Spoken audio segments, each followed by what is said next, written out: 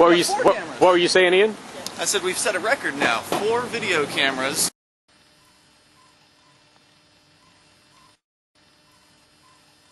Ian, how did you learn about the Free State Project? Well, as I recall, I found it several years back, probably just by surfing libertarian websites. So you don't remember exactly? No, it's been a long time. What was the main trigger to make you move?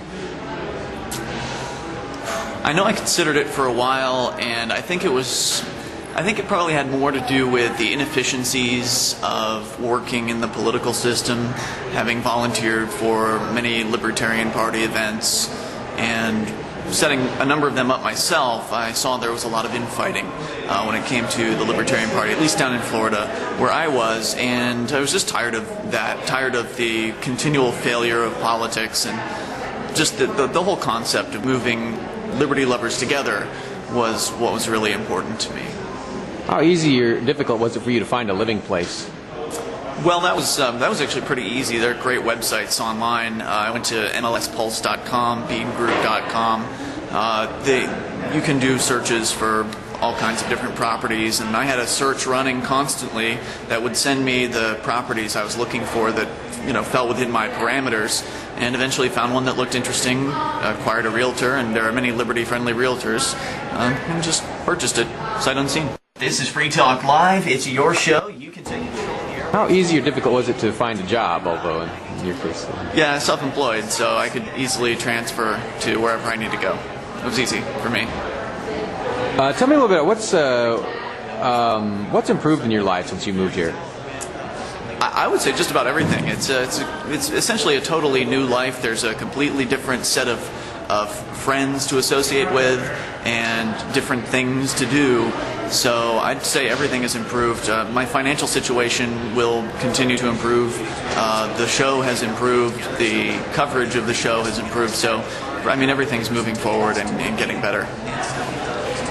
What was the hardest thing about moving and being here? I think probably just the first winter, being a native Floridian, dealing with the cold, and this being the second winter, it's much easier. I'm not wearing as much, so the adjustment phase is relatively short. How do you like it so far overall? I think it's fantastic. It's nice to not walk out to the mailbox, for instance, and start dripping with sweat. Though I guess that can happen during a few weeks in the summertime. What's your favorite type of activism?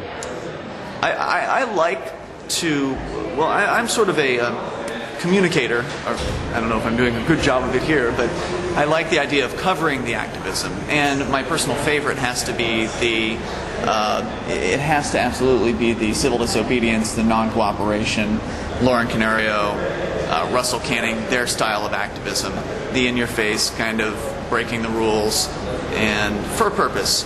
I really enjoy covering that. I find that to be the most motivating. It was one of the motivating factors for me to move up here. What's like a favorite memory of some type of activism you've seen or been involved in here, or some type of freedom that you've experienced?